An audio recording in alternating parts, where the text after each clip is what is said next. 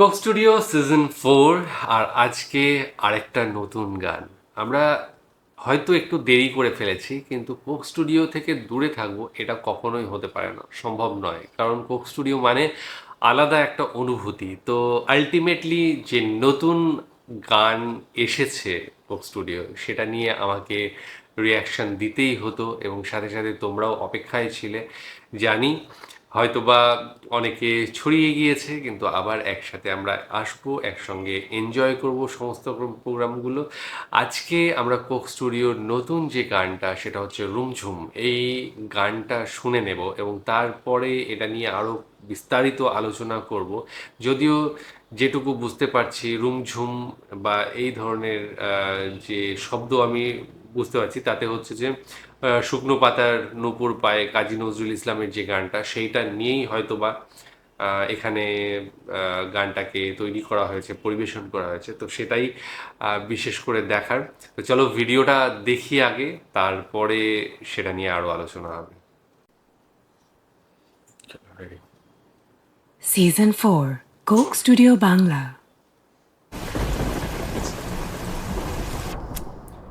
বৃষ্টি,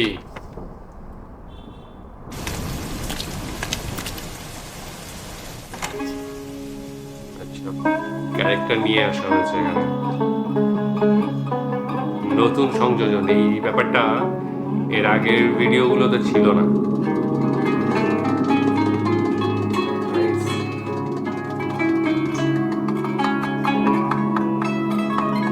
সন্তুর ইউজ হয়েছে।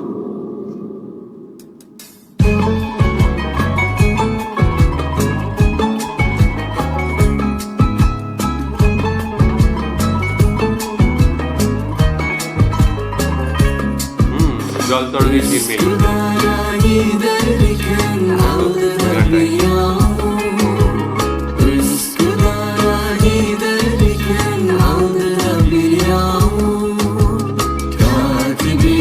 যত সম্ভব টার্কি শুনেছি আমি এর আগে এই ধরনের ওয়ার্ডিংগুলো হয়, জানি না।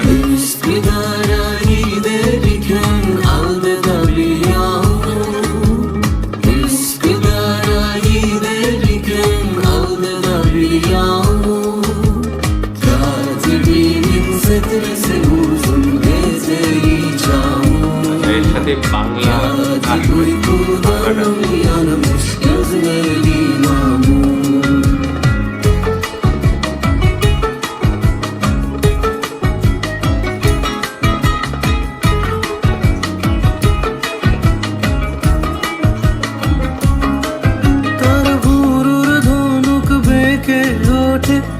মালিক থাকি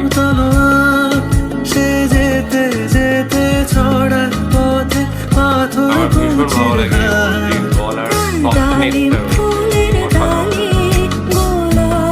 মিল্কি ভয়েস।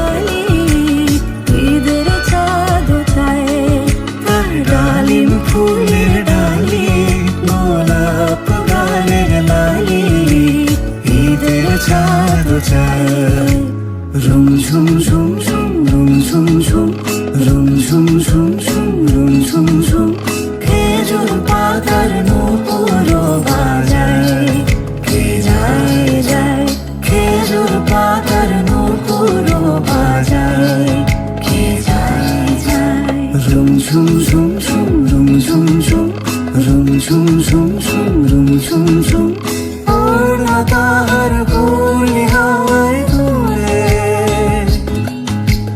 ওড়না তাহার ভুলি হাওয়ায় দুলে কুসুম ছড়ায় পথের বালুকায় কুসুম ছড়ায় পথের বালুকায়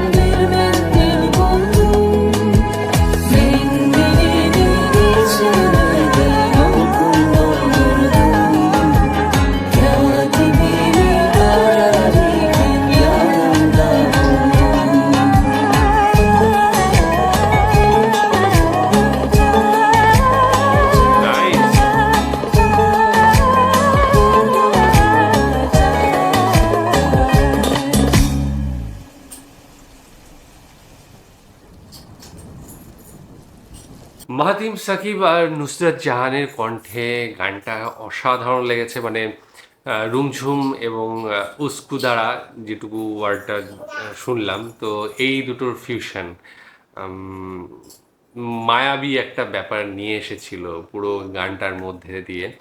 আর শুকনো পাতার পুরো ঝড়ে, যেটা আমরা কাজী নজরুলের গান শুনেছি, সেটা নিয়ে আলাদা করে কিছু বলার নেই, কারণ ছোট্ট থেকে আমরা এগুলো শুনতে শুনতে বড় হয়েছি এবং এর প্রতি আলাদা রকম আবেগ রয়েছে, সে গানগুলোর গভীরতা রয়েছে। আমরা বাঙালিরা প্রত্যেকেই এই গানগুলোর মর্মার্থ মোটামুটি বুঝি, কিছু কম কিছু বেশি, কিছু মানুষ বেশি বোঝে, কিছু মানুষ হয়তো অতটাও না বুঝে, কিন্তু বাঙালির কৃষ্টি কালচারের মধ্যে কিন্তু এই গানগুলো কিন্তু বরাবর জড়িয়ে রয়েছে এবং আগামী দিনেও থাকবে। তো এই যে আবেগ, এই যে ভালোবাসা এই গানের মধ্যে দিয়ে প্রকাশ পায়, সেগুলো বাঙালিকে আর বোঝাতে হয় না। তবে এই যে টার্কিশ যে গানটার সাথে ফিউশনটা হয়েছে, সেই গানটাতেও কিন্তু এই যে আবেগঘন একটা ভালোবাসার ব্যাপার রয়েছে, সেটা পুরোপুরি বোঝা গেল। হ্যাঁ, রুমাল নিয়ে বেশ কিছু কথা ছিল এখানে, ভীষণ ভালো লেগেছে। তারপরেও বলবো হান্দে ক্যাপসেল, উচ্চারণ আমার ভুল হতে পারে, আর মুস্তাফা ইপেক, তো ওনারা দুজন ছিলেন। হ্যাঁ, তো ওনারা দুজন কোয়ার্টিস্ট ছিলেন, ওনারাও ভীষণ ভালো গেছে। আর সত্যি করে বলতে কি, মাতিম সাকিবের যে মানে ভোকাল, সেটা কিন্তু আলাদাভাবে ছোঁয়। আমি প্রথম যখন ইউটিউব স্টার্ট করি, তখন আমার মনে হয় প্রথম ভিডিওটা কি দ্বিতীয় ভিডিওটাই কিন্তু মাতিম সাকিবের একটা গান দিয়ে স্টার্ট করেছিলাম। ভীষণ ভালো লাগতো। আর সেই সময় মাতিম সাকিব কিন্তু উঠে আসে, আর তার মানে কণ্ঠের যে জাদু, যে সিল্কিনেসটা রয়েছে, আমার ভীষণ ভালো লাগে, কাজ করে। আর সাথে আজকের বলবো নুসরাত জাহানের শেষের দিকে যে আলাপটা ছিল, ওইটা একটু হাটকে, কারণ আমাদের এই ধরনের আলাপ দেওয়া হয় না। এগুলো মোটামুটি আরবিক যে সমস্ত গানগুলো রয়েছে, সেইখানে কিন্তু এই টোনটা ইউজ করা হয়, এই মানে এই আলাপটা ইউজ করা হয়।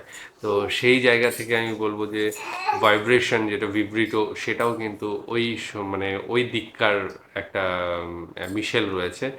ভীষণভাবে ওটাকে নুসরাত জাহান মানে ভালোভাবে উপবেশন করেছেন, এবং সাথে সাথে পুরো গানটাই একটা মেসমারাইজ ব্যাপার ছিল।